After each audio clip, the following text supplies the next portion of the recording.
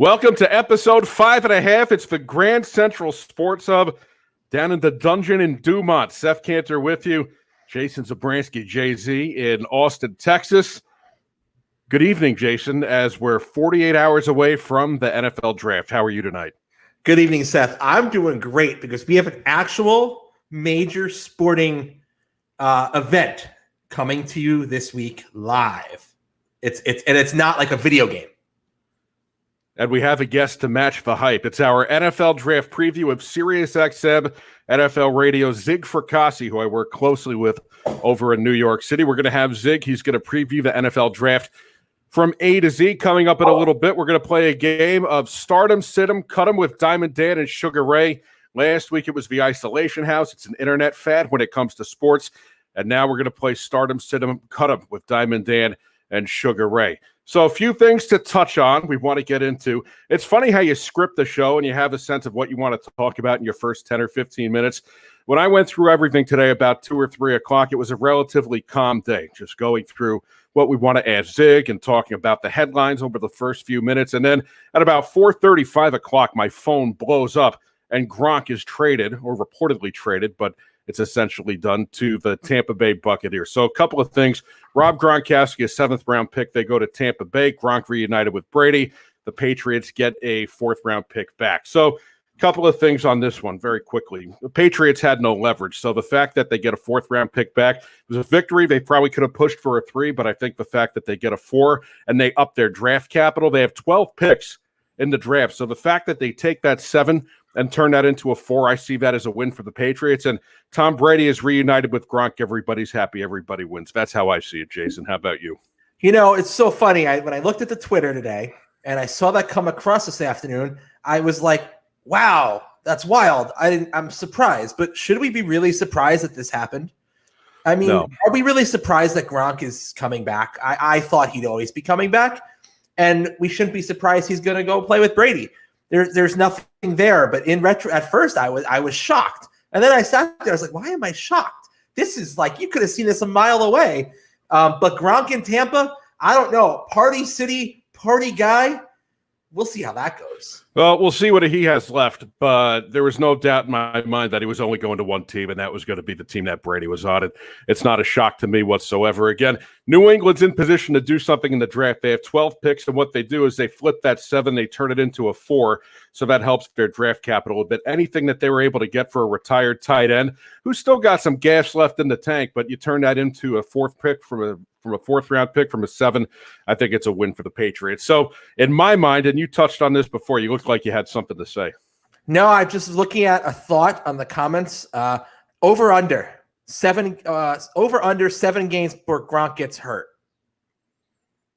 I mean, you never want to wish injury on somebody. Based on his career, if you had to pick over/under 7 games, what would you do?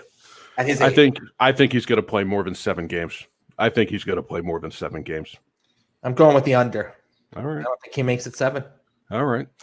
So listen, this is shaping up, in my mind, this is shaping up to be the best sports week we've had since this quarantine. We're all starving for fresh live content. You are. I am. I'm tired of watching classic games, what I know the outcome's going to be. I'm sick of it. I'm tired of it. And we got something on Sunday which in my mind filled the appetite with The Last Dance, which chronicled the end of the Bulls dynasty in 97, 98. Before I get into it and give you my perspectives and my takes on that miniseries, the first 2 parts of that miniseries, Jason, you're a hockey fan. Basketball's not your number one sport. You could certainly hold your own to the conversation, but hockey's your number one. I want to get your take on what you saw those first 2 episodes on Sunday night. Yeah, you know, I watched a good deal of basketball in the 90s, though, with my grandfather, diehard Knicks fan. We watched together a lot of games, the heartbreaks, and watched the Bulls usually just trample on the Knicks, right? But I learned a lot of insight. I was fascinated by this, and not just because there was nothing else to watch. It was ESPN. If they do something well, it's not live sports anymore or Sports Center. The documentaries, the 30 for 30s, the E60s, This was done so well. But I learned a couple of things that were just wild to me. Jerry Krause, ego bigger than the size of the planet Earth. You helped build this, and all because you didn't bring in certain parts, you're going to dismantle it. his ego got bigger than the team to want to break it up. And Phil Jackson, basically, you're firing the guy. I mean, it's basically what you're telling him the season before the last championship. I just mesmerizing to me. Jerry Reinsdorf does not seem like as squeaky clean as he wants you to think he is. Scottie Pippen was treated awful with the contract. Scottie Pippen making $2 million a year, one of the lowest paid guys on the team. I didn't know that. I learned something, and it was not flattering for the Bulls front office. What do you think? So a few things on that, right? So Krause is clearly the villain here. He's not around to defend himself. He passed away in 2017. So the common theme here is you had Michael Jordan against Krause. You had Scottie Pippen against Krause because Pippen was lowballed. By the way, Pippen, he didn't bet on himself. He took a contract that he probably should have waited on it. He could have gotten more money, and he was angry about that towards the end. You had Krause against Phil, and then you had Michael Jordan against his teammates. Let's set that one aside. So Jerry Krause here was the villain. But the point I want to make, Jerry Reinsdorf's the owner of the team, right? If Jerry Reinsdorf wanted to get everybody on the same page and put an end to this and renegotiate Pippen's contract and get Jerry Krause on the same page as Phil, he could have done that. So in my mind, while Krause is the villain, Jerry Reinsdorf enabled all of it. So in my mind, Jerry Reinsdorf is equally responsible for breaking up the Bulls as Jerry Krause was. I think that's fair, and I think Reinsdorf gets off soft here. Things come out, doesn't look that great, but he comes off soft compared to what they're doing to Krause, and it's probably deserved on Krause. But again, like you said, he's not here to defend himself, so they probably could have gone a little harder on Reinsdorf. But there's 8 episodes to go, so we'll see where it goes. But I am definitely interested in the rest of the show. To me, it was a hatchet job on Krause. But again, someone's got to play the villain. Somebody's got to be Yoko Ono. Someone's got to break up the band. Of course. But Jerry Reinsdorf doesn't get off easy in this. You're the owner of the team. You signed the check. You can put all the adversity to bed, and he didn't do that. So I was intrigued by it. As a Knicks fan, I was probably about 15, 16, 17 years old when the Bulls were winning championships. But all you're concerned about at that age is what happens on the court. And we weren't part of a social media generation then, so I'm very fascinated by what happened there behind the scenes. And that situation was incredibly dysfunctional. You heard rumblings while all of it was going on that not everybody was on the same page, but I'm really struck by how dysfunctional that Bulls situation was. So I find it very interesting, and I'm looking forward to the 8 remaining episodes. Couple of things that I take away from it. I'm hoping, and I heard Reggie Miller say this and Steve Kerr say this on SiriusXM. You hope that the younger generation has more of an appreciation for Michael Jordan than they might have had going in. It certainly reignites that Jordan versus LeBron debate in my mind. So I hope the younger generation, and I'm not trying to be the old man sitting on his rocking chair, but I hope the younger generation gains a new appreciation for Michael Jordan here. And what also struck me was, and I knew this watching Michael Jordan, how mentally unflappable he was. Starting out from when he was a youngster, when he was fighting for his father's attention, he got cut from his high school team. We all knew that. He battled back and made it. And then is drafted 3rd after going to North Carolina for 3 years. How mentally unflappable and mentally tough Michael Jordan was, to the point where he gets drafted and then he goes into a hotel room with the 84 and 85 Bulls, and they're doing drugs and he's not involved in that. And he had the maturity at such a young age to stay away from those types of things.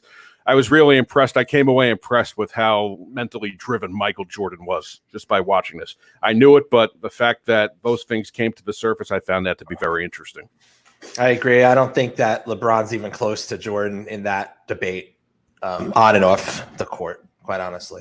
I told you last week. And it's hard for me to go back and talk about guys like Wilt. Yeah, you can watch old videos.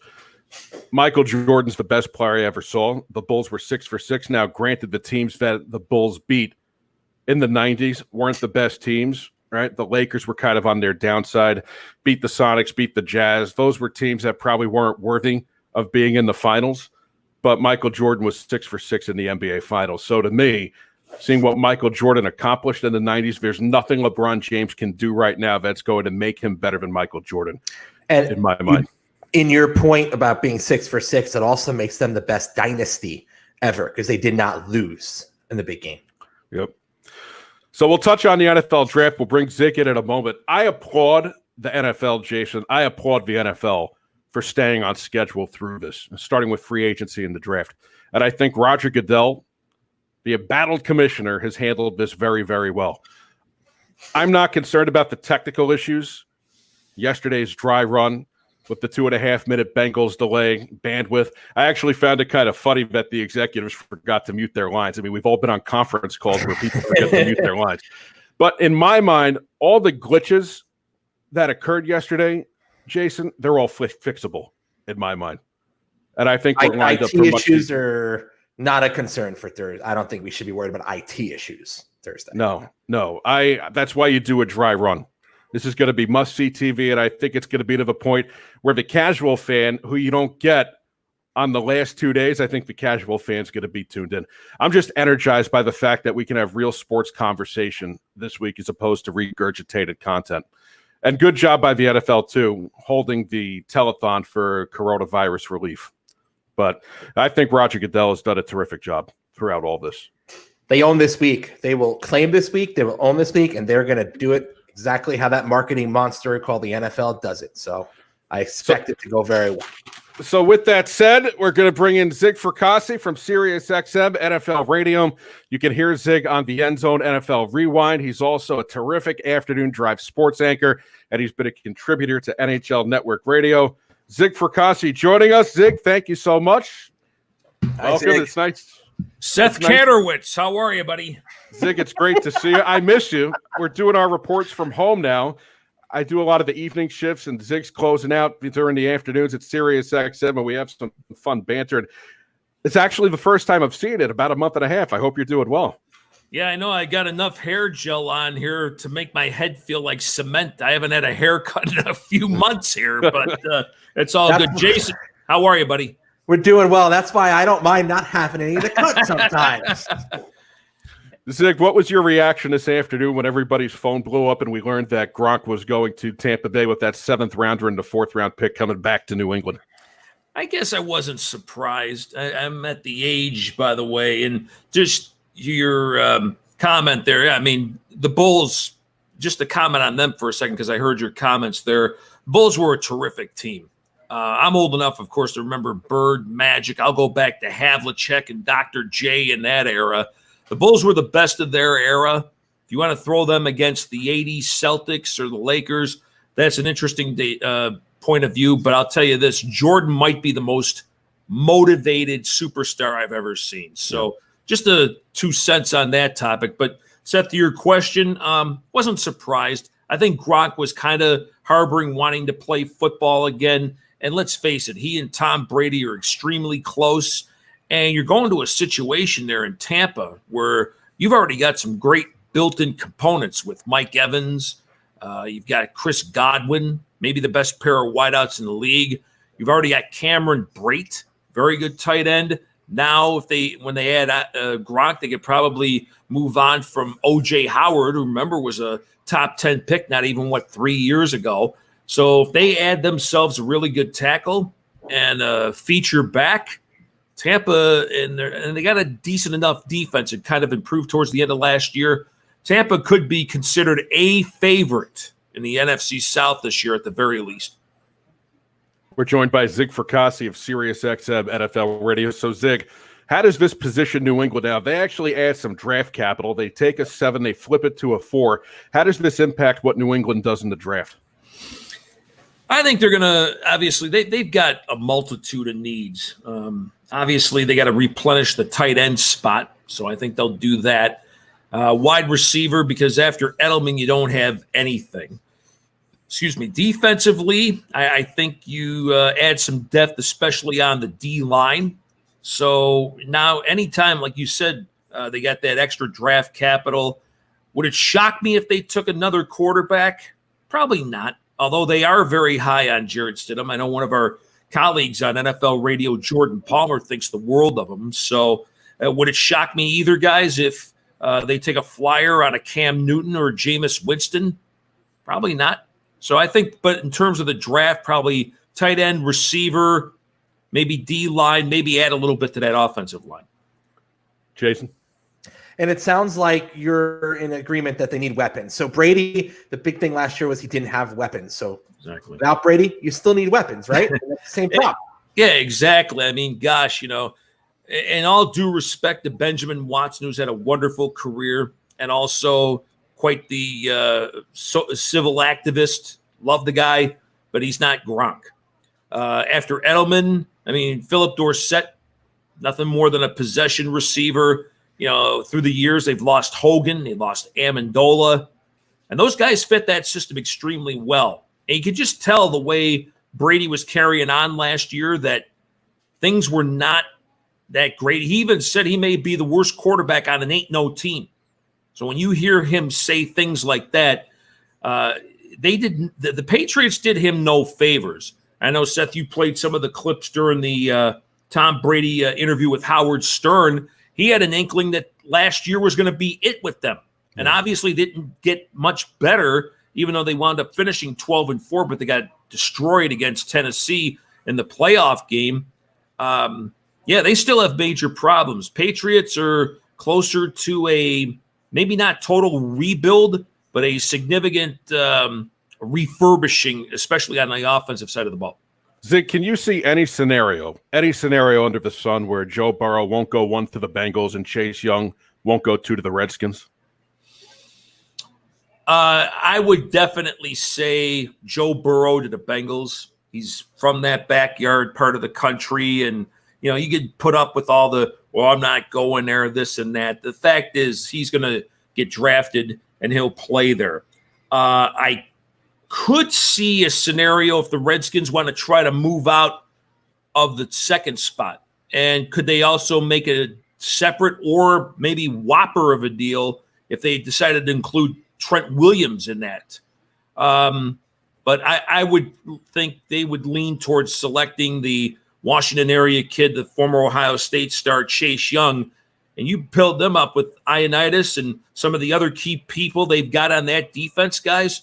Washington could have a really, really formidable defense if they indeed took Chase Young. When you look at Tua, how do the health concerns in your mind, if at all, impact his draft stock? Very good question. I know I've read a lot of different dialogue that, for a guy who's supposed to be a top 5 pick, he's already had a broken hand, at least 2 ankle procedures, and then, of course, last year, the broken hip.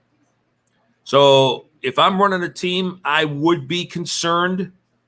And then also, too, guys, am I looking at him being better than, say, Greg McElroy, A.J. McCarron, or some of these other quarterbacks, Jalen Hurts, that they've had in recent years?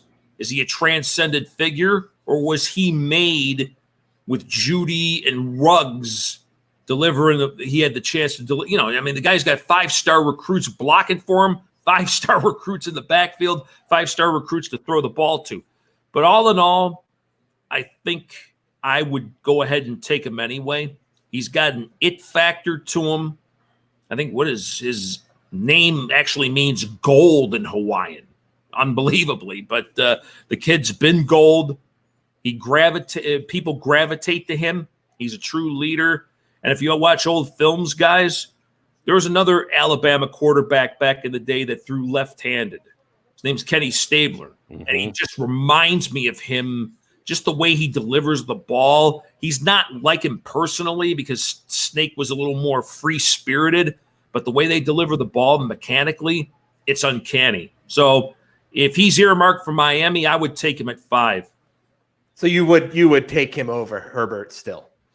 Yeah, I like Herbert. Who does he? He's a cross to me of Drew Bledsoe, who turned out to be a hell of an NFL quarterback, and Rob Johnson. Remember, you guys, I don't know if you remember him, but back in the day, he was a 4th-round pick of the Jaguars, was traded to the Bills. And, of course, I was around there in Western New York at the time. The conflict, a lot of people in Buffalo wanted Doug Flutie. Others wanted Rob Johnson. Guy's got a long delivery. He's lanky. He's got a good arm, but but he's a little slow getting rid of the ball. And I've had people tell me that I trust that Oregon didn't necessarily trust him to really run their offense. And his big game performances have been spotty, to say the least. Gosh, I would even be a little more higher on Jordan Love than I am Justin Herbert, to be honest with you. You know, Zig, you led me to my next question. So you have Tua there. Jalen Hurts, Jordan Love, Jake Fromm, Eason. Where do you rank the quarterbacks after Burrow and Tua? I would say if I'm looking at overall talent and I think the chance to succeed, I think people are they may wind up missing out on Hurts. Here's a kid, championship pedigree at Alabama, goes to Oklahoma, leads them to a national semifinal. Guy's got ability, needs to refine his passing technique. But if I'm ranking him, I would put Hurts, Love, and then probably Herbert after that. We're joined by Zig Fracassi of SiriusXM NFL Radio. Zig, a report came out yesterday that the Giants, Joe Judge had a FaceTime call with Justin Herbert. How seriously do you take the Giants' interest, or are they just doing their research and understanding the market?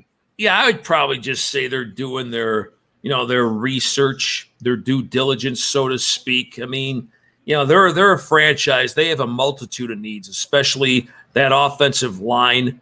I mean, I liked what I saw last year from Daniel Jones. I mean, he took a beating out there, but to me, he showed some toughness. He's got a big arm. Now, of course, Joe Judge wasn't around, so you don't feel necessarily that obligation you would, but that was also Gettleman's pick. So I think in the final analysis, that's probably just some due diligence. But if I'm the Giants at 4, gosh, I got to be taking an offensive tackle. And I love the kid out of Iowa, Tristan Wirfs. Tristan Wirfs would be your choice fit as opposed to looking at the pass rush at a hybrid like Isaiah Simmons. That one's close, man. Flip a two-headed coin. I'll take either one, but I think tackle is their bigger need. I think you got to protect your assets of Jones and Saquon. If Saquon gets banged up another year, that could really impact his career at this point, if he gets hurt again. Yeah, absolutely. And he was a guy when he's healthy, he's definitely one of the best backs in the game. By the way, Jason, I love the backdrop. That's my old Vegas. Love it. I just flew there 2 minutes ago. I swear. I was supposed to be there today. Where's everybody? Why are people here? Oh, gosh. I lived Vegas. There 16 years. It was tremendous. Did you? Yes. I was really looking for – I love Vegas, one of my favorite places. I was looking forward to the nonsense of these guys on the boat, the Bellagio, getting drafted. Yes. The Vegas lover in me was just going to be going nuts watching that. And then if I'd have run into you, I would have recommended we go over to Ellis Island, which isn't far off the street. They have got – it's like this old hole-in-the-wall place. JT the Brick, who's a dear friend of mine, host on SiriusXM, longtime host nationally. He and I would go in there, the late, great Papa Joe Chevalier. We'd go in there and we'd clean them out on Fridays because they have $4.99 shrimp scampi and $4.99 prime rib. It was off the charts. We literally ate them out of the freaking place. Zig, you're speaking my language now. Man. I know. We're all into this. We're not missing a meal here. Ellis Island, baby, if you make it out to Vegas. Seth's never been to Vegas. So, I mean, when it all comes back, I think we all need to corrupt him. Oh, exactly. Jeez. I'll even buy the first round. Zig, we want to take a road trip. We were talking about this before because I've had Gallerstein, Howie Carpet on. We want to have all you guys come out with us, and we want to do a road trip with you. Maybe we'll all go to Vegas. There you go. I can imagine. Although with Gallerstein, we'd have to probably get him into bed by 8 o'clock. Zig, back Not to the that way, of course, but yeah. Oh, that's great. All right, next question. Zig.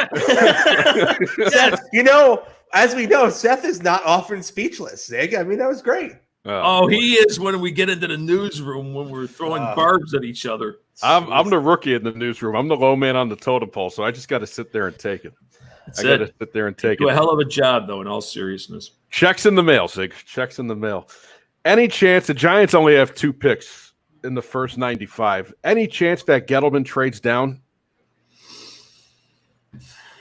It's a possibility. You're looking like Jason talked about earlier, always looking for draft capital.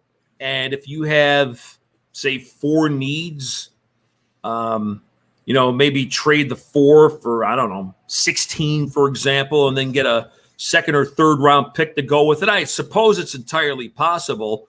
And also at the same time, what was it? Read that they may be entertaining thoughts of trading Evan Ingram. So that would open my eyebrows a little bit, because here's a young man who's got all the talent in the world, kind of like O.J. Howard there in Tampa for whatever reason. It's with Howard, I don't know if it's just inconsistency, but with the other kid, Evan Ingram, has been staying on the field, and Giants might have to look towards tight end in the draft, or even after the second wave of free agents.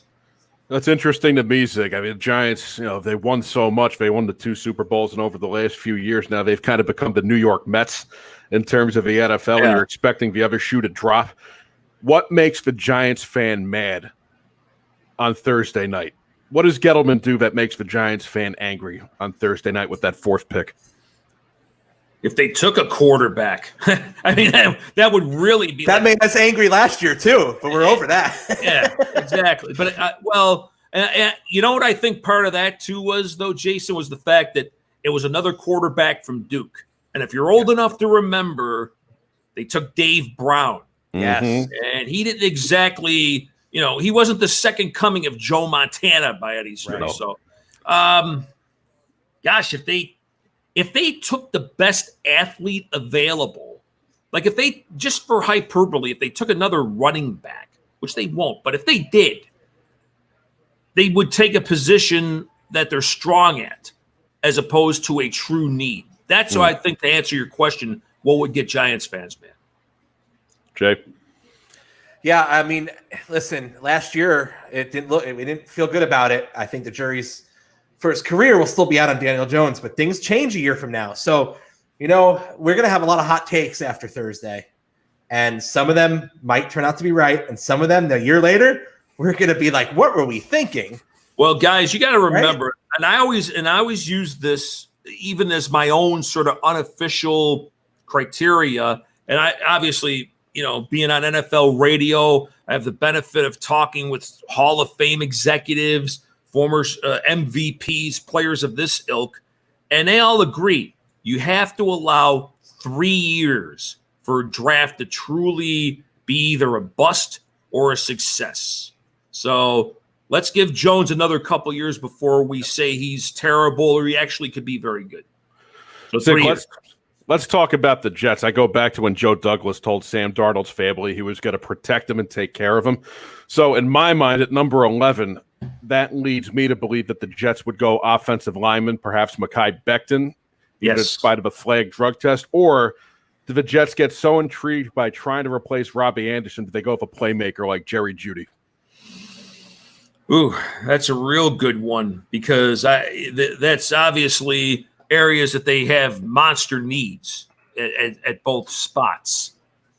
And my answer to that would be I would probably take the offensive lineman. Yeah. If I'm basing guys on what Eric DeCosta recently said, the very successful GM of the Baltimore Ravens, he said this draft is so deep in terms of wide receivers, he thinks he could get a starting caliber receiver in the 5th round. That's how deep this wide receiver draft is. You could get a Claypool or somebody of that effect. If Jefferson even from LSU slips to the 2nd round, you could get somebody of that ilk, but you got to address your need because they have a big-time need. I don't think Fant's the long-term at left tackles, so I'd probably go O-line, then receiver afterwards. How concerned should the Jets be right now with the Jamal Adams situation? Because he's going into his last year. He's terribly underpaid at $3.5 million. Joe Douglas kind of left some room yesterday where he said, well, he has to do what's in the best interest of the team, but he's going to talk to Adams after the draft is over. Should there be any kind of a concern level when it comes to the Jets and their all-pro safety? I'm not sure. I think it's one of these things where, obviously Joe Douglas is a well-respected GM, but he didn't draft this player. That's one thing people have to realize. Oh, how can they get rid of a guy or do this or that? Well, the fact is Douglas didn't draft him, and he doesn't care if Jamal Adams was the first overall pick. He's going to do, which he wasn't, but I'm just throwing that out as an example. These guys don't care if it's not their player. So if he thinks they can't get him signed, they might kick the tires on another trade offer.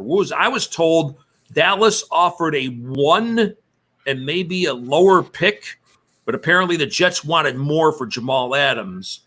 And you got to be careful. As good as he is, I'm not sure you pay a safety $18 to $20 million a year, because that's one of those positions, guys, where it's so physical, they tend to break down. But I honestly believe Joe Douglas likes the player. I think Jamal loves staying in New York.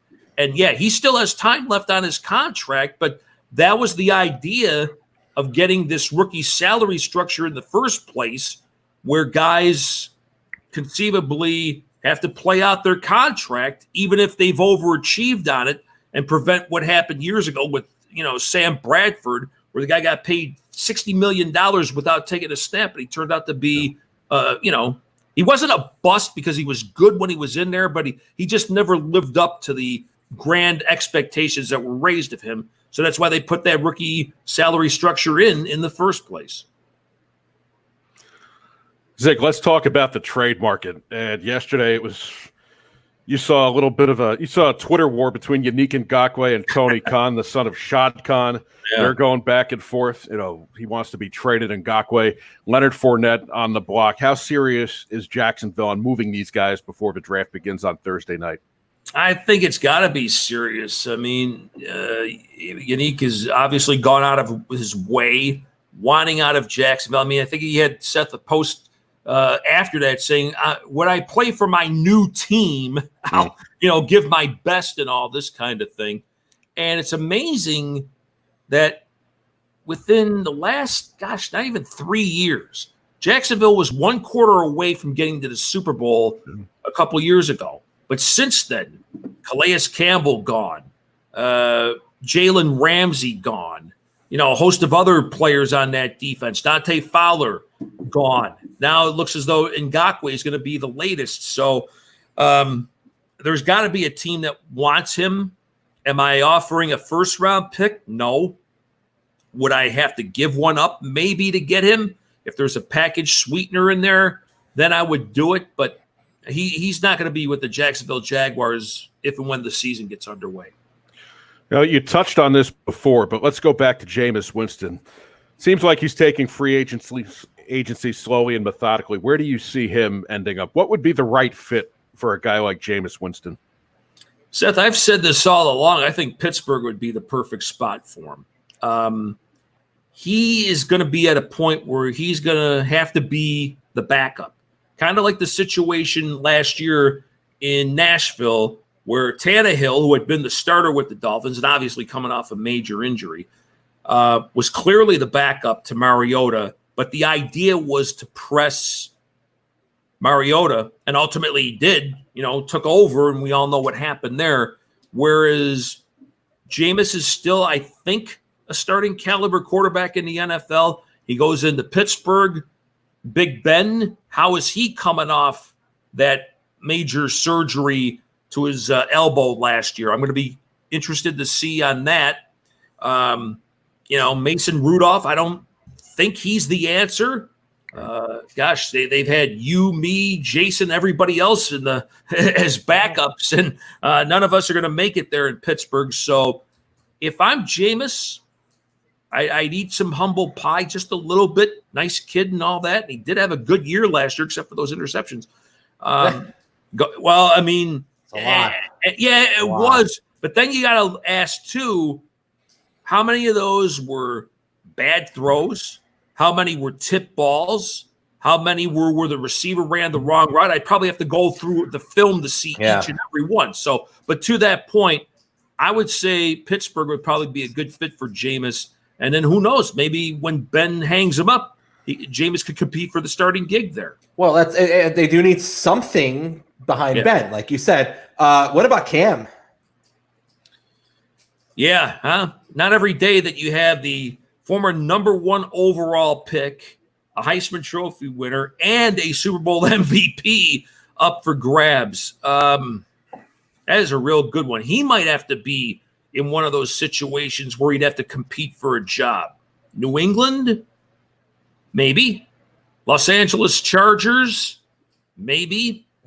Be interesting to see what ultimately happens, because at least with Cam, I know Anthony Lynn loves Tyrod Taylor, but Cam could help sell you tickets. And oh, by the way, they're playing in that new stadium they're sharing with the Rams. Chargers have to build up a little bit of fan cachet out there in LA. I think it might be worth a look, Cam Newton and the Chargers. I just wonder, with Cam's ego, let's call it what it is, the way he seems to present himself, if he can be a backup quarterback, or he's willing to be a backup quarterback. Well, you got to remember this, though. 2 straight years he's had significant injuries. He's not clearly the same player that he was before. So maybe that's where sort of some humility, he has to check the ego at the door if he wants to stay employed in the NFL. And that's a good point. Hey, a team we forgot, Eric Frankel with a comment. What about Winston to Indy, or anyone to Indy? That's fair, unless they shock somebody and take a quarterback in the first round, because Phillip Rivers is a short-term solution, and maybe they still have some doubts about, Jacoby Brissett going forward long-term. So it's a possibility, but I don't know if I see that fit with the Colts. We're joined by Zig Fracassi of SiriusXM NFL Radio. You can hear him on the End Zone at NFL Rewind. Zig, the Cowboys' biggest need. I know you follow the Cowboys closely. What do you see as their biggest need going into the draft? Seth, that's a real good question.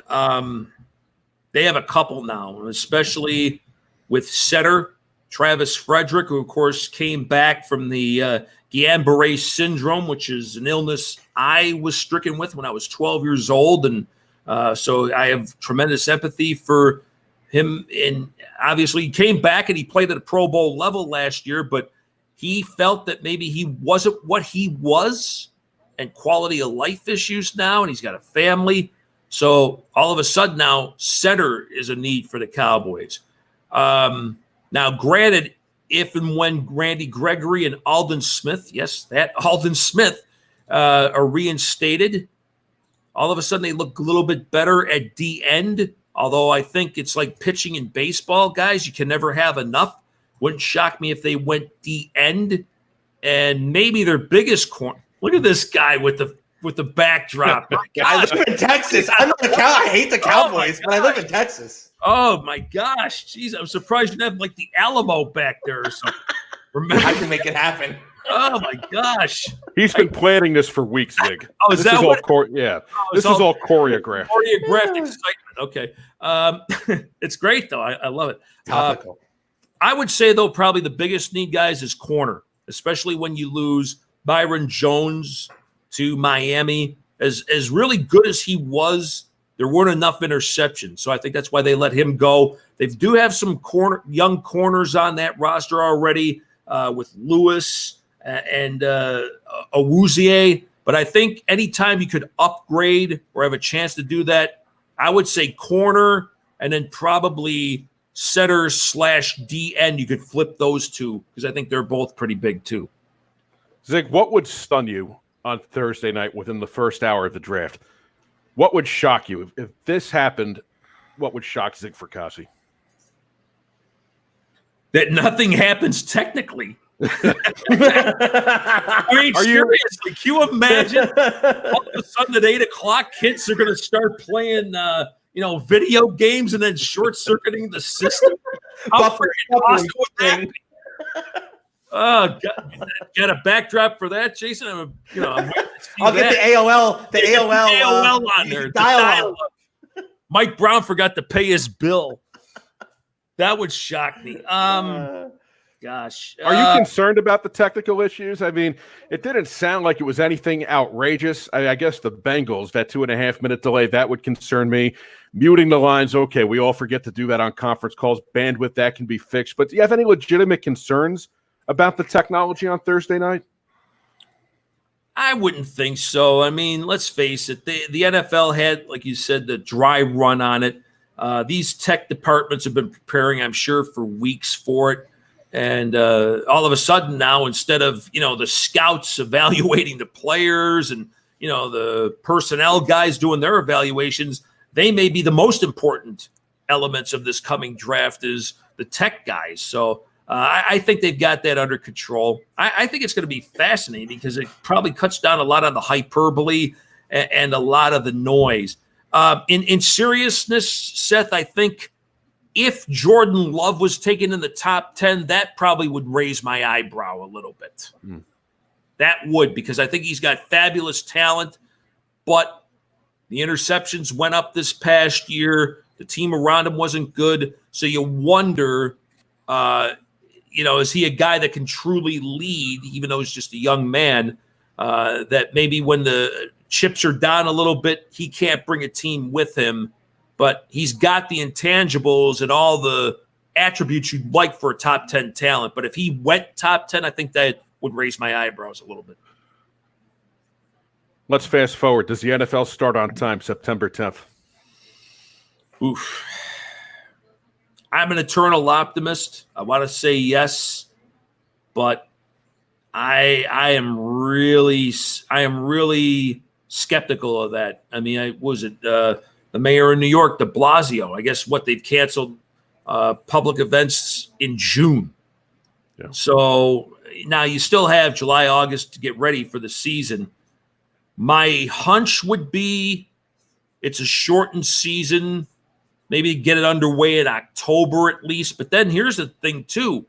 Do you play the games in front of an audience, in front of fans?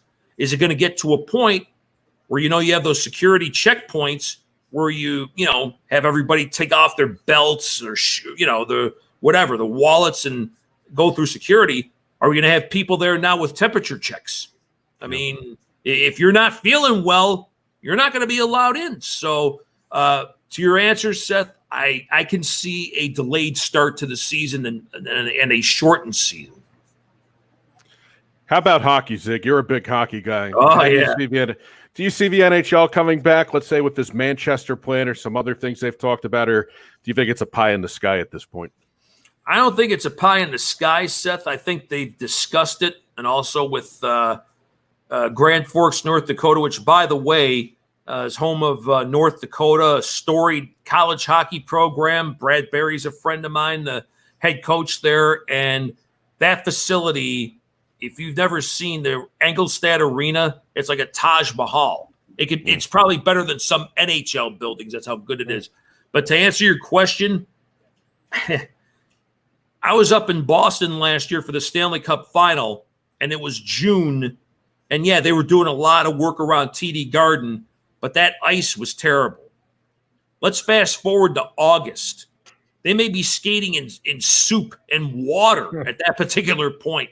I don't know how the ice is going to be able to hold up in August if they're playing games then. So if I'm a betting man, I'm not sure I see the NHL resuming this year. And then, even if you had Stanley Cup playoff games August, September, and all that, then what do you do when the season's supposed to start in October, where you just take a week or two off? Oh, let's start the next season already. I don't know if I see that happening. Yeah. Jason, you've said that. You don't want it to impact the start of the next season. When it gets to that point, forget it. Absolutely not. You got to get ready to try to reset next year as best you can. So if you can get a quick playoff in, great, but I'm not going to do it to sacrifice. Well, then you'd have to do the draft. You'd have to have free agency. And then, the issue with the escrow, with the salary cap, how would that affect the cap? There's a lot of things Gary Bettman, Bill Daly, and the NHLPA need to figure this out. So we'll see if we wind up even having the rest of the season, or do we just go right into a playoff with where the standings were when the season was stopped? And as you know, NHL and NHLPA are not the most efficient best relationship in sports. So no, they're better. I don't know. They've been better in recent years. Of course, Bettman takes a lot of grief because of the work stoppages, but hey, they put the cap in. That's why all 32 teams, Seattle, they got to start thinking about that down the corner too. So, Zig, we'll let you go. Thank you so much. You gave us a lot of great insight. We're looking forward to watching along with you on Thursday night. And hopefully I'll get to see you at some point soon in New York City, although it doesn't seem like it's going to be over the next couple of months. But hopefully we get together again soon. I'll be wearing my mask when I see you, Seth. Good meeting you, buddy. Good to meet you, Zig. Thanks for coming on. Anytime, guys. Enjoyed it. You got it. Zig Fracassi of SiriusXM NFL Radio. Once again, another guest, Jason, and more great insight. And I'm fired up for the draft. I don't know about you, but I'm fired up for all 3 days of the draft. Usually I dip off after the second day, but it's going to be must-see TV. I'm looking forward to it. We are going to be glued. Zig gave me everything I need to know. I have a whole primer now. I'm going to know what I'm talking about on Thursday. And when we talk about the draft and during the draft, after the draft together, I'll know what I'm talking about thanks to Zig. You see what's on the bottom of the screen? All the postponed baseball game. I see you started, Josh, you started a thing. Well, let's see what we would have had today. Nothing good so far. Cleveland, Boston, Detroit, Minnesota. Angels, Houston maybe would have been interesting in the and I don't see much here. Cubs at Washington. Nationals, yeah, that works. Yankees hosting the Reds. Yeah, interleague nonsense. Yeah. All right. They had rain out half the games anyway. So speaking of nonsense, no, I'm joking. So we had our segment last week, the isolation houses, and this week it's going to be start 'em, sit 'em, or cut 'em. Where'd you get the inspiration from this? The Twitter. Let me tell you, people are bored. Anything for entertainment. And I saw this a couple of days ago, and then I think I sent you a message. Hey, Seth, we're going to do start 'em, bench 'em, sit 'em, whatever, cut 'em. And you're like, okay. So I got about 10 of them for us tonight. You keep calling it the Twitter like you're a 75-year-old man. I know. It's the Twitter. On the Twitter. So who else would we want for this? Oh, dear God. Than these guys. Hey! How are you? Anything going on today? Anything going on today in sports world? It's like the Brady Bunch on here. Oh, Dan, that hat is amazing. Yes. Word for you, Jason. That's very nice. That is out. Where did you get that? 47 brand out of Brockton, Massachusetts. Shout of course out 47 it was 47 brand. That is a fantastic that is great. Fantastic hat. Wow. Yes, thank you. Ray, your microphone's out of 1982. Yes, great. It is. It is a Shure. It's a let's see, Shure SM58. You know what? Even better. It still has the. I was trying to show this to you. It still has the hotel serial number on it that I stole it from. See? Oh, good. How many times did you refurbish it? Knowing you probably fixed it about. No. This is actual. This was just stolen from a hotel. That's all. Absolutely, I stole it from the ballroom about 20 years ago. I got a million of these. You guys remember hotels, right? Yeah. Right? What are those? Ballrooms? You go to the ballroom and do that? Jeez. I can vouch for the fact that he stole it. Oh, I can. God. Not that I ever do that at any of those hotels we were at, Seth, back in the day with Kings Point. No. Have another one. Or yell at athletic directors. All right, Jason. I've done that a few times. This is your animal, Jason, so let's get it going. My headset's dying. I better get through this. Okay. And he's ripping my microphone, Come on. Yeah, and my Bluetooth, I forgot to charge it. So totally. What's up with the background, by the way? What is that? What is I've changed it like 6 times during the show. How do you even get that? I have a green screen I bought. Could just use your dining room, That's all. Yeah. I moved to the basement. My wife got mad. I was making too much noise, so I fixed the studio up in the basement. I got everything working here. It's great. It's amazing. All right, first one: start them, bench them, or cut them. 3 very distinguished quarterbacks: Dan Marino, Rodgers, Tom Brady, or Dan Marino. That's a combined 7 Super Bowls right there between them. Yeah. So to get this right, you're picking one guy you're starting, the other guy you're sitting, or he becomes your backup, and the third guy you're cutting from your team altogether. Ooh, right. Honestly, I'm taking Brady as my starter, and I'm taking Marino as my backup. And no offense to Rodgers, Marino was a freak of nature and maybe the best pure passer I've ever seen. I agree with Ray. Marino has the most talent out of the three in my mind, but I can't sit a guy or cut a guy that's got 6 rings. So I'm going Brady, Marino, and it's a tough decision, but I'm showing Rodgers the door. Okay. So that is the first one. Let's see here. What happened to Dan? What is Dan, he the Diamond chopped liver? Dan. Oh, we're going out of order. All right. Listen, this one is paint schemes, not drivers. Okay. This is meant for Dan, really. NASCAR paint schemes. The Jeff Gordon Flames, the Dale Earnhardt Goodwrench Black Car, or Richard Petty STP. Oh man, this is a tough one too. I think I got to start the 24 because those Flames. That's when NASCAR, for our generation, really became relatable, especially with a short dude from Indiana who looked like he could have been an accountant. I think he could have. It really That's brought. Seth, actually. Yeah, it brought intRanscar mainstream at the time. And I gotta, my backup would be the 3. That the Intimidator. That is that anytime you see that, you think classic NASCAR. And unfortunately, the 43 it's got to sit on the bench for this one. But that's a tough call.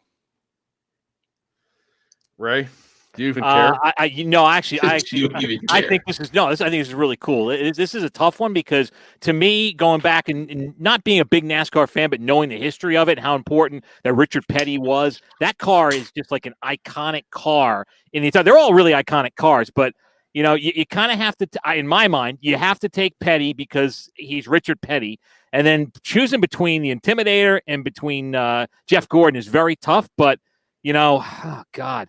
I mean, Gordon was so dominant for so long, but I mean, I got to go with Dale. I got to go. Unfortunately, Jeff Gordon's gonna be on the sideline here. I respect that. It's a tough call. Seth? I'm going with Ray. Ray and I agree again. I'm going with the legends, but it's tough for me to sit there and dismiss Gordon. But hey, look, the funny thing is, if you're the guy out, like whoever gets him is like in pretty damn good shape. So I mean, this is a tough one. This is an extremely tough one, as was before, because Rodgers is pretty damn good in his own sense. Yeah, it's not like the Giants pulling a terrible wide receiver off the practice squad. You have somebody ready, who's more than ready, willing, and able. Next one up. Okay. Oh, okay. Ooh. Emmitt Smith, Barry Sanders, Adrian Peterson. All right, who's first on this one? Go for it, Ray. All right. I'm taking Emmitt first, Barry second, and Adrian Peterson can watch my kids. Too soon? Sorry.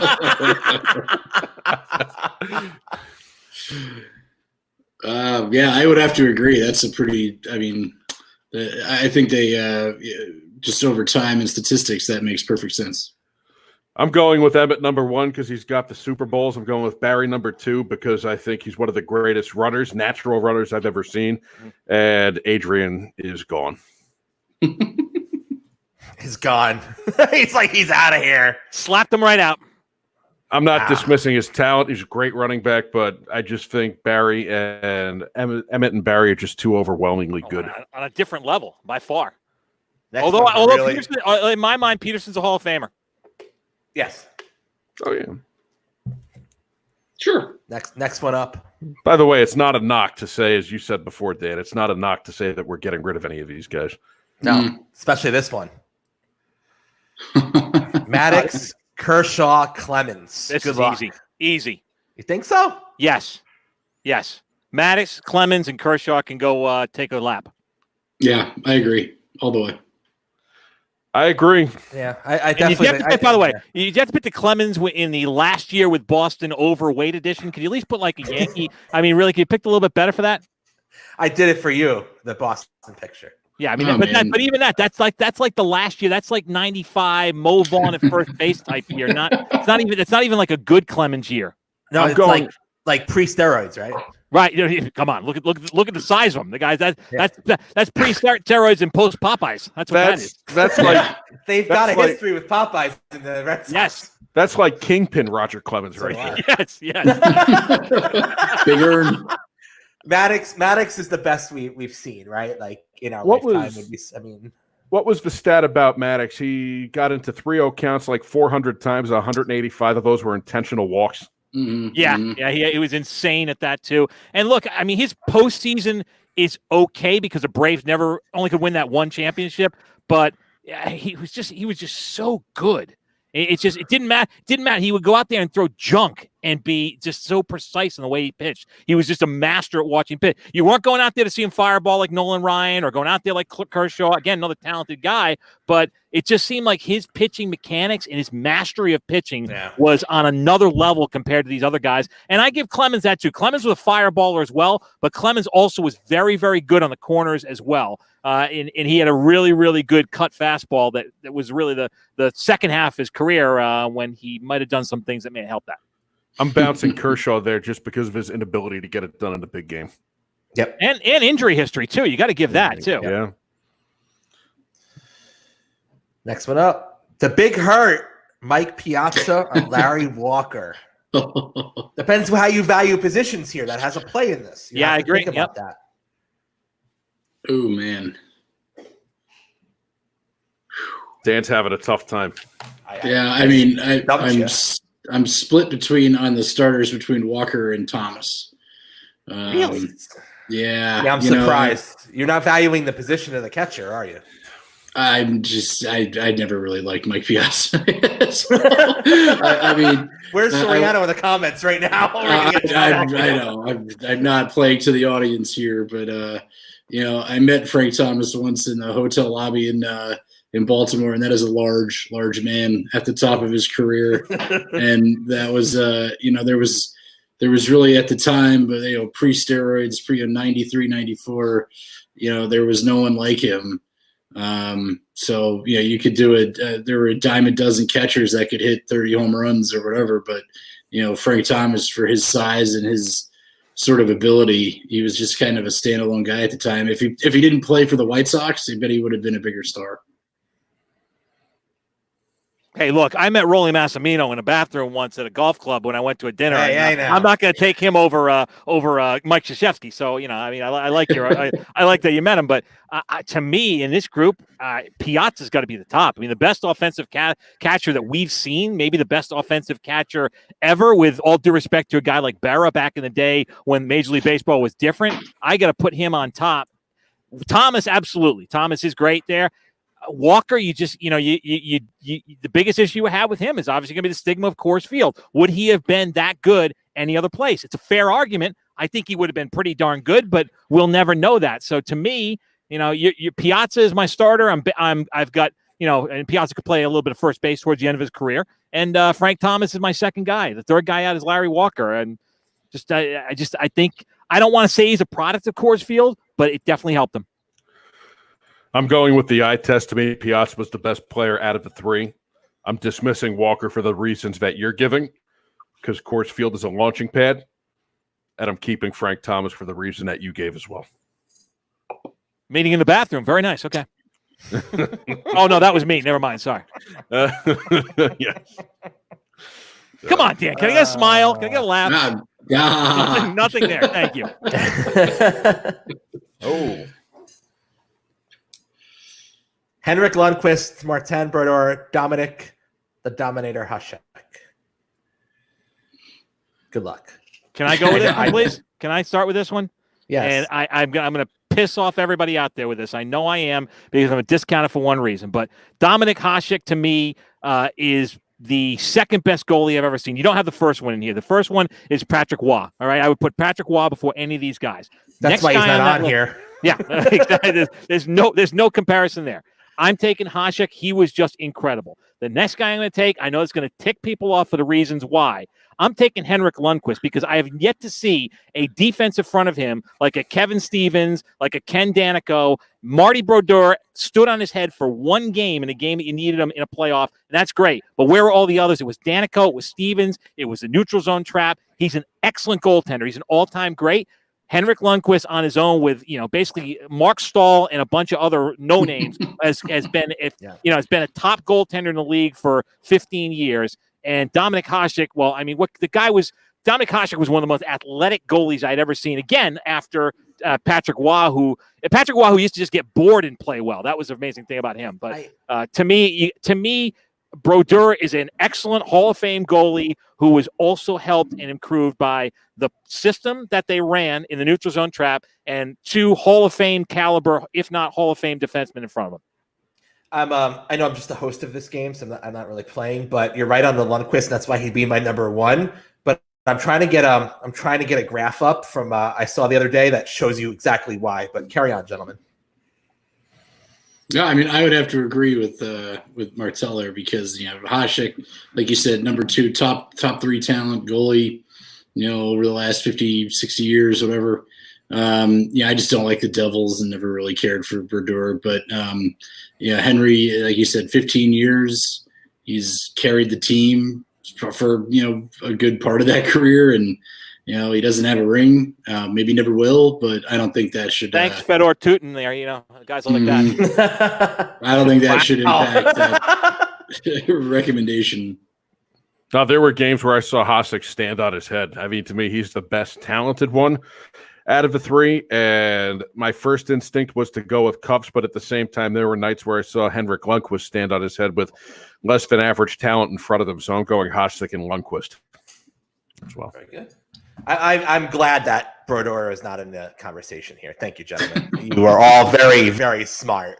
I was very concerned how this. Yeah, Ray, you didn't make these guys. You didn't make these guys mad. I thought based on that response, you were going to get rid of Lundqvist. I think a lot of people get mad with Devils fans. All 7 of them really get mad when you mention the fact that Brodeur is not as good as anyone else. He's an excellent goaltender. He's great, but he's also was helped a lot by a league that changed rules afterwards with the neutral zone trap. He had 2 guys, Danico and Stevens, are 2 of the best stay-at-home defensemen of their era. I mean, it's great. And look, and honestly, as Ranger fans are probably saying, this quote is from my buddy Joe Beningo. If Danico, Stevens, and Brodeur played for the Rangers and did what they did for the Rangers, there'd be monuments in front of the Garden. So there's not a knock on them. It's just they were great. They were great in a great group together. And, Brodeur is just an outstanding Hall of Fame great goalie. The other guy's just a step better. And again, the guy I can't stand, Patrick Waugh, is the best of them all. Yep. Talk about a style of play that put you to sleep.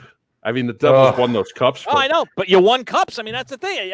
Put you to sleep. Come on, and understand. I know you guys hate my guys a lot up in New England, but the dink and dunk that won. Oh, I know.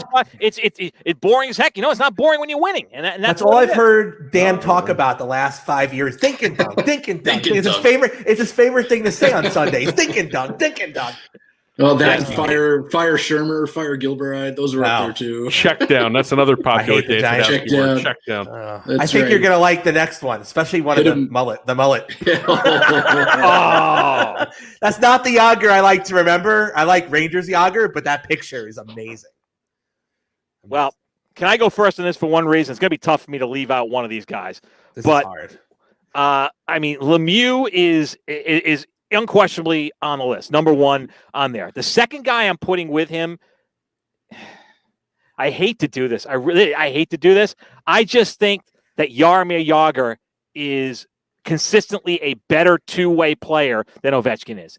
I think Ovechkin's an excellent scorer, but you go back to the years. Remember when Lemieux retired? Okay, so he retires. He comes back and plays with Pittsburgh, and all of a sudden Pittsburgh makes a run in the playoffs. For those 3 months, the 2 best players in the NHL were on that team and single-handedly or double-handedly, put them above almost everyone else. They almost made a cup run. They lost, I believe, in the semifinals that year. That was a team that had Straka on it and others. And they made a nice run back then. But, Ovechkin is an extremely great scorer. The guy will shoot. The guy's going to score goals. I just think Jagr was just such a more dynamic player. I know he was more of a compliment over the years, but I don't know. I think Jaromir Jagr is very underrated. I think he's a better player than people put him out to be. That's a tough one for me. I'm going to go with Lemieux and Jagr because they play together, and I'm going to put Ovechkin just a step below. Yeah, it's pretty sound analysis there. Ovechkin could score, 50, 60 goals a year, but he doesn't play defense. And Yager was a two-way player, and you And he put played Mario till, and where again, he is. Yager played till 45. I mean, the guy was Right. the guy was a conditioning freak.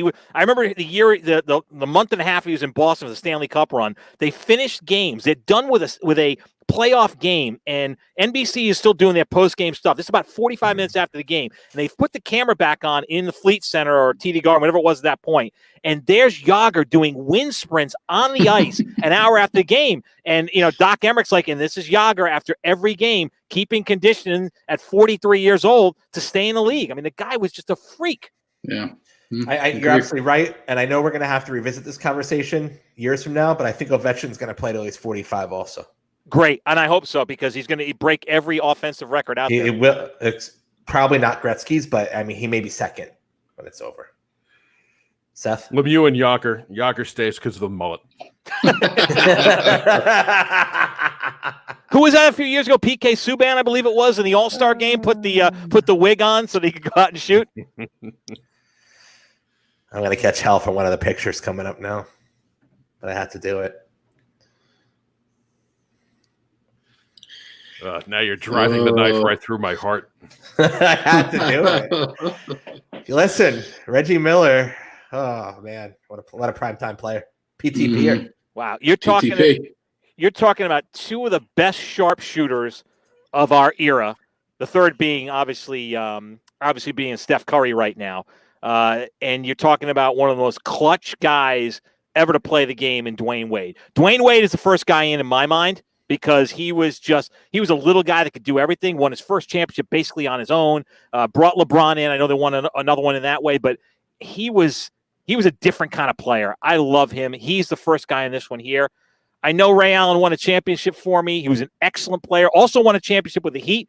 And fun fact, I was at a bar in watching that game against. You met him in the bathroom. Oh wait, no, I was at. No, I actually had just come back from the bathroom. Yeah, no, I'm at the bar in Hershey, Pennsylvania, watching the Game 6 against the Spurs on TV, and you get in that game. Remember, they're down 3 late in the game, and everybody's at the bar, and everybody's going, "Oh, it's there. Oh, it's LeBron getting the ball," and I just screamed out, "No, LeBron's going to take it." Pop it out in the corner. Ray Allen will tie this. We're going to overtime. And he goes and does it. One of the best shots I've ever seen anyone take. And they up win that game, then coming back and winning Game 7 and win the championship. Lots of great moments like that.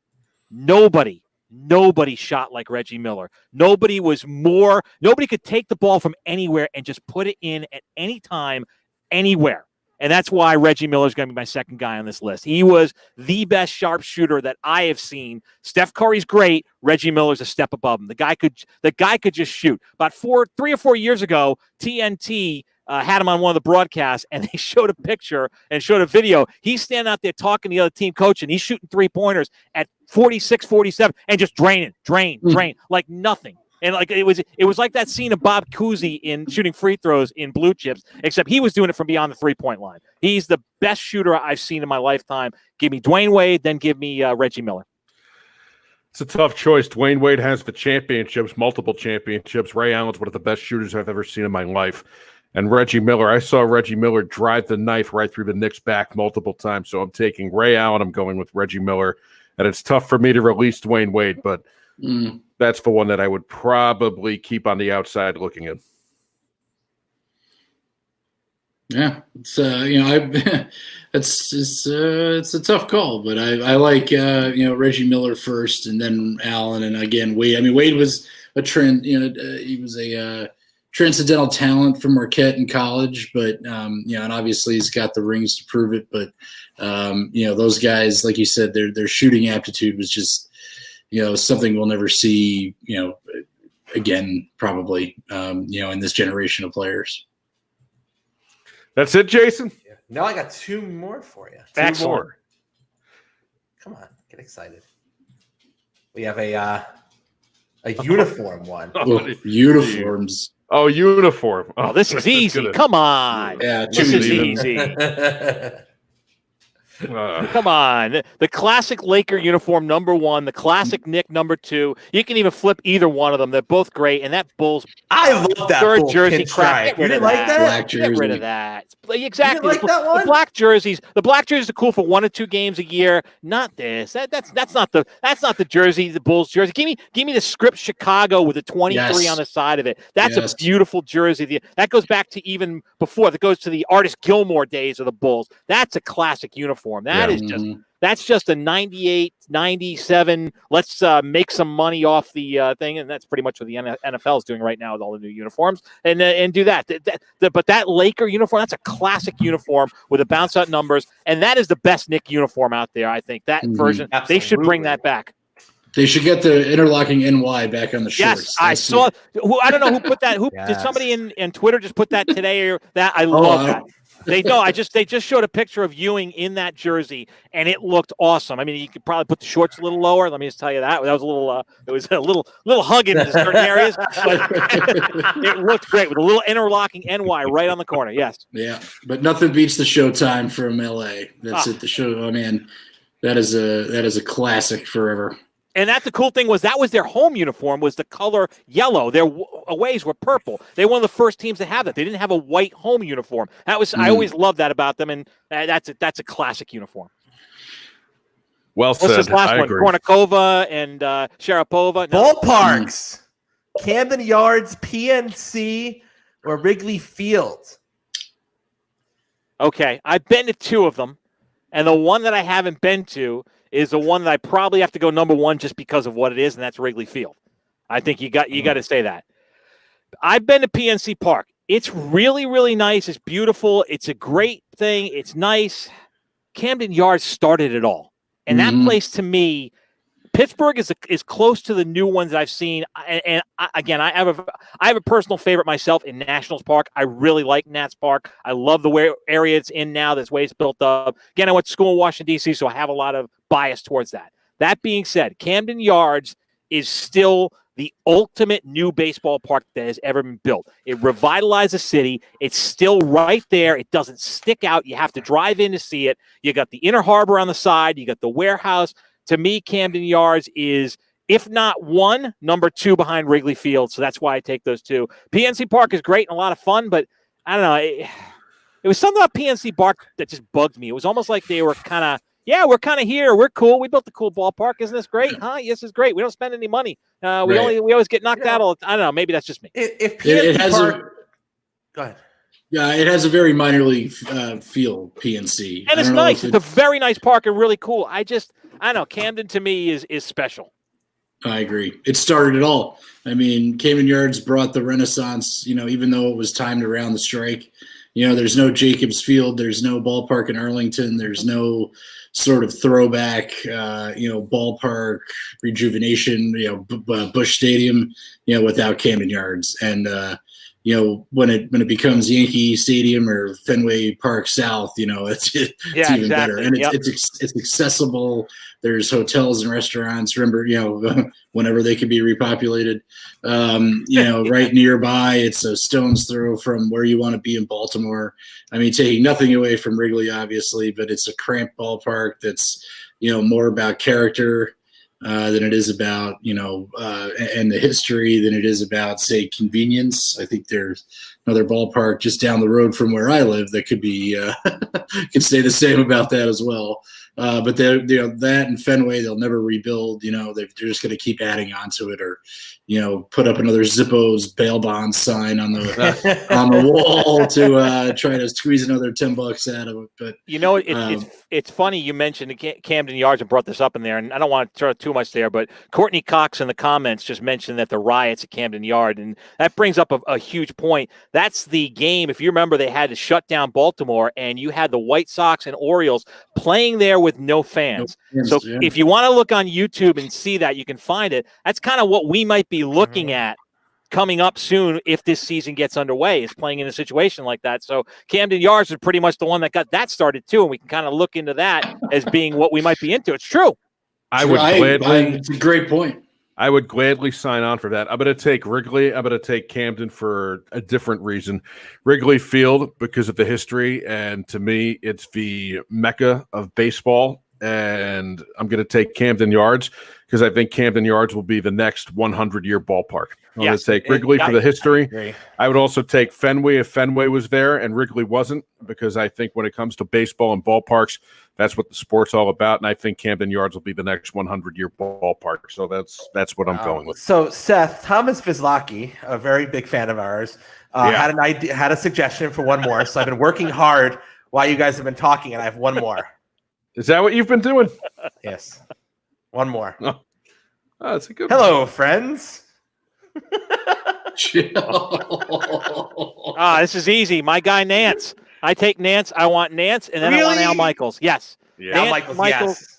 Nance, Michaels, and then Bob Costas. Bob, not that I don't like Bob, but Bob really hasn't been in the spotlight for about 10, 20 years, only doing this. He hasn't really called the games. I want Nance, and I want Michaels. To me, that's very easy. Bob, thank you. See you later. In my mind, Nance is the voice of every big event, so I'm taking Nance. And then Bob's stock really went down last year when he was criticizing. It was a Yankee playoff game. All the baseball games. He was angry. It was a long game, but he came off as very angry and very smug. It's like he didn't even want to be there, and his stock went down in my mind. So I'm going with Nance, and I'm going with Al. And like I told you last week, my favorite football broadcasters, Frank, Al, and Dan. ABC, those were great. Monday Night Football. That was an event. Al Michaels was right in the middle of that, so I'm going Jim Nance, and I'm going Al Michaels. Love it. And, I mean, how can you not like The Calling from Jim Nance, his wine? I have a bottle right here, autographed by Nance. It's great. I know nothing better. Jim is the best. In full disclosure, I know Jim. I've met him through the years, and I text him every once in a while. I actually texted him last week when I saw him on the replay of the AFC Championship game for 2018. So I got to be fair. I do know him, and that's why. So, but I also love him, and have always have. To me, that's the guy I want. If I can't have him, I want Al Michaels between the two of them. That's that especially on football, those guys are football to me. And Ray's also wearing the Jim Nance clothing line tonight too. Hello, friends. What was it? The Vineyard Vines Jim Nance clothing. $200 for a vest. This is a nice 2009 Cabernet Sauvignon, and it's yes, as I say that wrong, Sauvignon. Good. No, just so there you go. So the Calling. I've never opened it, but it is autographed by Jim. When he came and brought, he had an event, and I went to see him, and he was very kind. Actually, gave me a bottle of this and autographed it. Just a tremendous guy. Actually, gave me 2 bottles, and actually one of them I gave to my father-in-law because he knows my father-in-law is a big golfer, and signed one for him as well. So we each have a bottle of The Calling, which he named that after the fact he calls games. And also dedicated to his father. It was a really good story about his wine company. So there you go. Free pub for Jim Nance and his wines. Go try it. So I hope you enjoyed Stardom, Bench 'em, Cut 'em. I think that was a nice time killer. That was fun. Time killer. Time killer. Not like any sports we have other than anything happen in any sports, by the way? Listen, we're just creating content. Ray, what do you think? What do you think about Gronk? 4th round pick. That's it. He wasn't gonna play in New England. You got something for him. Let him go. Let him enjoy. Let Tom have fun down there, and just go dance at the place, the party. To me, everybody wins, right? Because he wasn't going to play in New England. Yeah, I completely agree. Patriots had no leverage. You flip a 7 into a 4. Right. If he would have came back, they had no cap room for it. It would have messed everything up. This way, he goes down there. He's happy. They're happy. Again, a 4th round draft pick. I understand he's 30. He's 31. He hasn't played in a year. Let him. Great. I'm glad he's healthy. I don't want to see him get hurt. I hope he goes down to Tampa. I hope he wins a bunch of games, scores 20 touchdowns, whatever. It's great and good for him. That's all I really worry about right now. I can't really worry about these guys anymore. It's just like I keep on seeing people on Twitter. Oh, New England fans got to be going crazy. If you're going crazy over this right now at this point, you have no idea what it's like to be a New England fan. All right? I'm sorry. You have no idea what it's like to see 35,000 people on metal benches 30 years ago, which I had to sit through. So, I took everything. I enjoyed it. I think we got 5 to 7 years more out of this run than anyone thought we would have. Run's over. Time to retool. There was no chance he was coming back, so you got something for him, and you improved your draft capital too. Yes, and that's it. Let's start moving to the future, and let's enjoy the 7-game season this year. Go 1-6, and we'll draft Trevor Noah. We'll be all set for next year. Right? Trevor Lawrence. I don't think you want him too. You're right. Trevor Noah. I don't think you want Trevor Noah. Trevor Lawrence. But I do worry about the gentleman's establishments on Dale Mabry in Tampa. That's going to be a volatile combination between Rob Gronkowski and the party scene in Tampa, Florida. But I digress. That is going to be, that is, it's good. Hey, Tampa's kicking Tom out of the park when he's doing this workout. I mean, what's going on, Tampa? Come on. Well, we should just go to the beach in Jacksonville. He'd be fine. Oh, Seth, the comment on that just popped up was pretty accurate. Yeah, Eric, that might happen. Falling off the Tampa strip club pole. That's awesome. Look at this. Look at that. This is great. Look at this. What is this? What is this program you figured out here? This is great. It's called StreamYard. We're professional. StreamYard. I've never seen anything like it. I got the worst camera of the whole bunch. Although, I'm surprised you haven't had I'm surprised you haven't had Hank in the background, like a rotating picture. He's under my table right now. Did you I'm see surprised that? you don't have a moving image behind you of Hank going. Did you see my my other images today? Yes, I have. Yes, the Vegas. I saw the Texas flag. I mean, you got the Jason's Continental. The one that I'm surprised you're allowed to put the Continental Airlines thing on the background there. I mean, really, that's not. You shouldn't. Jason's the one that puts time and thought into the show. I just show up. That's like like me at the old days with Kings Point. Are you drinking a Diet Coke at 9:20 at night? Of course I am. Dear God. Wow. Oh, this is great. Some things never change with you. This is great. I love that Whalers hat. That is class. That's the New England Whalers, by the way. That's back when they played at the Springfield Civic Center and Boston Garden before they moved to the Hartford Civic Center. That's right. All the way. Then the roof fell down, and that ended that. That was it. Seth, what's our plan for the next week? Gentlemen that Ray and I know very well. Mark Ernay. Oh, Ernay's fantastic. He's great. Just don't make any spelling mistakes. God, the guy will rip you on Twitter. Spelling that. And if it's postponed, it's not canceled. Just remember that. God forbid. The legendary 1010 Wins sports director and Morning Drive sports anchor will be with us. Excellent. Thursday at 8 Eastern. This Thursday or next Thursday? Yeah, what's up with the Tuesday? We start a new Tuesday tradition here? Well, who's going to watch us during the draft? Right. Okay, that's fine. Who's going to watch us anyway? I just thought we want to hold on to the. Why is that anything any different than all of us? Right. We want to hold on to the 9 viewers that we have. So I thought being on Thursday would be a futile exercise. I came on right when you were talking about this, Jason, and I'm someone who loved the draft until they went to this 3-day format. I hate the 3-day format. However, considering that we don't have anything else going on, thank God it's 3 days, because if it was only the 2 day, the weekend thing, you'd be like, oh, this is terrible. Now you're going to be glued to it all 3 nights because you got nothing else to talk about. It's true. As long as the stream works, as long as they can get it to work. And of course, in the test run, the Bengals screwed it up. Of course. They should use us to conduct the thing. Yeah. Yeah. With the first pick, you traded it. What are you talking about? You idiots. Hey, you know what? Joe Burrow, you don't want to play there. We do. We do have that possibility. I forget what year it was.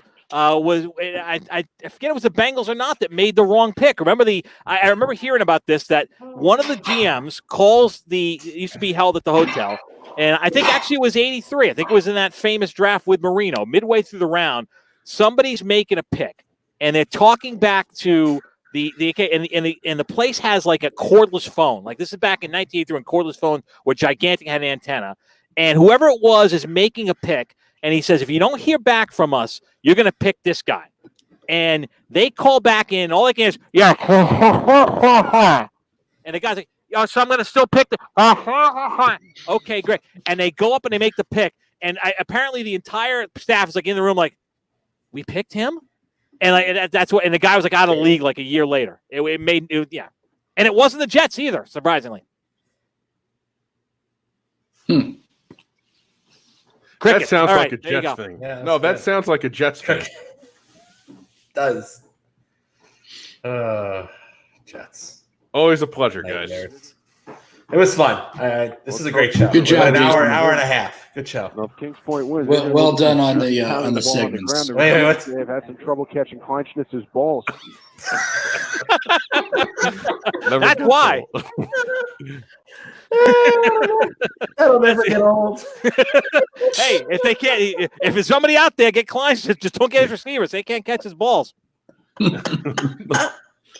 Oh boy. 10 seconds of dead silence after that is the best part. All you hear is crowd noise. 10 seconds. Here it is. One more time. They're going to him. Now, if Kings Point wins, they're going to win because Juice is pounding the ball on the ground. The receivers today have had some trouble catching Kleinschnitz's balls.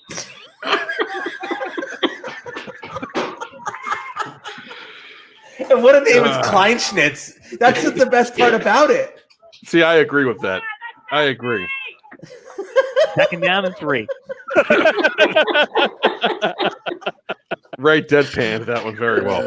It's good stuff. Ray, do you want to tell them what happened after? Yeah, the fumble right after. Actually, yeah, that's on the whole. That's No. on the clip. No, do you want to tell them what happened with you? Oh, very that was same earlier. game? That was right after halftime. Oh, okay.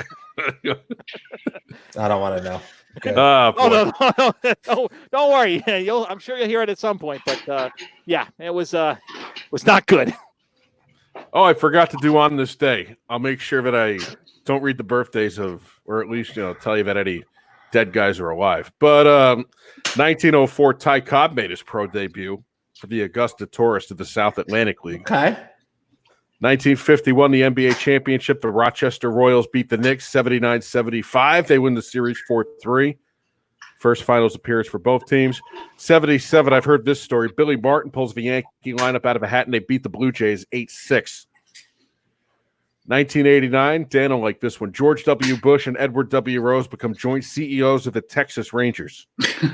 Oh, A lot of strategery there. 1991 PGA Seniors Championship. Jack Nicklaus wins his 4th of 8 Champions Tour majors by 6 strokes from Bruce Crampton of Australia. 95, Ray remembers this. Boston Celtics final game at the Garden, Boston Garden. Knicks won it 98-92. Last regular season game at the Garden. Final regular season game. Yeah. Yep.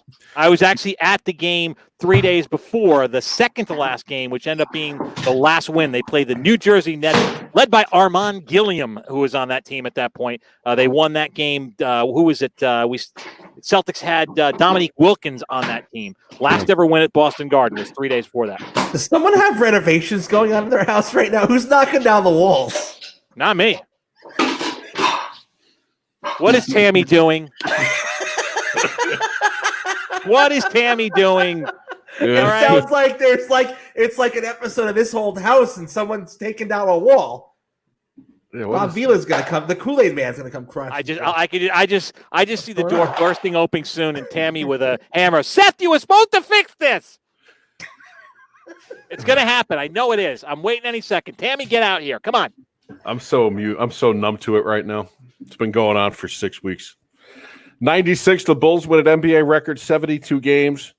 2001, don't tell Hank and Abby this, but Michael Vick was drafted first by the Falcons. Nice. Hank, come here. Come here. Birthdays. Joe McCarthy, who's not alive anymore. Yankees manager, 31 through 46, won 7 World Series. Steve Owen, the Giants coach, 30 to 53, won NFL championships in 1934-38. Happy birthday, Jesse Orozco, and happy birthday, Tony Romo. Like Orozco's still playing, Jesse I think, at this Orozco, point. yeah. Actually, it's funny. I saw that today. That I think it was the Mets that tweeted out the happy birthday photo and showed, of course, him striking out Marty Barrett, throwing the glove in the air, and then ruining my childhood. You more than made up for it. I think so. Yes. Yeah. You're doing fine. So, as mentioned, Mark Renee will join us a week from Thursday. It's like our bye week. Get 9 days off, right? It's like we played on Sunday and then we came back on Thursday, and now we're going to take about 10 days off. So we'll be back on the 30th. Mark Renee will join us. We'll figure out a way to weave you two geniuses in as well. Sounds good. All right. I might be busy with the draft though. Bill Belichick has me helping. I'm serious. Looking forward to Sugar Ray coming up to the game, bringing some good luck. So I'm ready. I'm going to help with the draft. Help him with the draft. Ready to go. Sounds good. Good to have you guys. Hey, thank you very much. It was fun. Diamond Dan, always good to see you. JC, Likewise. I mean, really, the Continental Airlines background. We got to get you a JetBlue one, please. Can you fix that? Continental Airlines. That's what it is. The Continental, it Vegas. is. It's the Continental this? Airlines logo. Oh, you know, I didn't even think about that. I didn't even think about that. Yeah, that's gonna go well with the bosses. Why don't you fix that? Come on, all right? I mean, really, it's exactly what it is. I see the background, the One World Alliance or whatever it's called. That's what it is. Only is. Ray picks it. Only Ray picks up on That's some of the these things. Continental Airlines logo right after the rebrand. There we go. That's a lot better. I'm gonna get a picture of the JetBlue sign. The next time I take the Long Island Railroad in there, I get a quick view of it now. I'm getting a nice picture of the big sign in Queensboro Plaza, and I want you to get that for the background. Okay? It's great. Good job, Ray. All right. I'm doing that for you. Way to pick I up love on it. It's great. All righty, gentlemen. I'm sure we'll be in the very same fun. place for 10 days from now. Have a great one, all. Yeah. Be safe, everybody. Be safe. Have fun. Enjoy the draft, and don't do anything I wouldn't do. The Bengals are now on the clock. All right, guys. Be well. Take care. Good night, gentlemen. Yeah. Take care. See you on Thursday the 30th.